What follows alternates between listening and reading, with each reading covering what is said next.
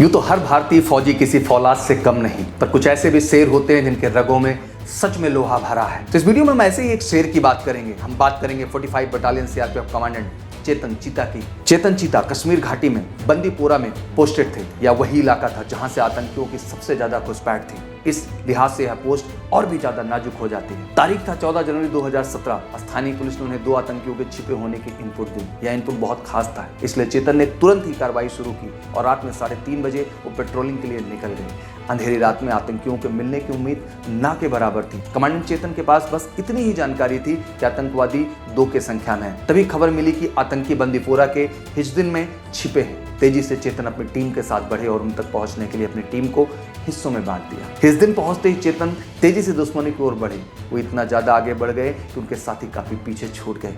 कायर आतंकियों ने जैसे ही देखा कि चेतन अकेले रह गए हैं, उन्होंने उन पर ताबड़तोड़ फायरिंग शुरू कर दी। चेतन चीता ने भी गोलियों की बौछार से उनका जवाब दिया। दोनों आतंकी किसी तरह वहां से भागने के फिराक में थे, पर चेतन उन्हें यह मौका नहीं दे रहे थे। तभी चेतन चीता को एक गोली आकर लगी। वो थोड़ा संभल पाते कि उससे पहले ही उन पर गोलियों के बौछार शुरू हो गई। चेतन चीता का शरीर वही निढाल हो गया। आतंकियों को लगा कि चेतन चीता अब उनका कुछ बिगाड़ नहीं पाएंगे और वो भागने के लिए जैसे ही उठे, कमांडेंट चीता ने उन्हें ललकारते हुए उन पर गोलियों की बरसात कर दी। पूरी हिम्मत और हौसले को जुटाकर उन्होंने दुश्मन पर एक के बाद एक 16 गोलियां चलाई। मुठभेड़ के दौरान लश्कर के कमांडर अबू मुसेब को मार गिरा दिया गया। चेतन दूसरे आतंकी को मारने के लिए बढ़ ही रहे थे, उनकी आंखों के सामने अंधेरा छा गया और वो गिर गए। शरीर से बहते खून को देखकर उनके साथियों को भी लगा कि अब चेतन नहीं बचेंगे। उन्हें तुरंत ही श्रीनगर हॉस्पिटल ले जाया गया। वहां से उन्हें दिल्ली एम्स रेफर कर दिया गया। एम्स पहुंचते पहुंचते उनके हालात बदतर हो चुके थे। थोड़ा वक्त गुजरने के बाद उनके हालात में सुधार आया और उन्हें आईसीयू में 1 महीने से ज्यादा रहना पड़ा।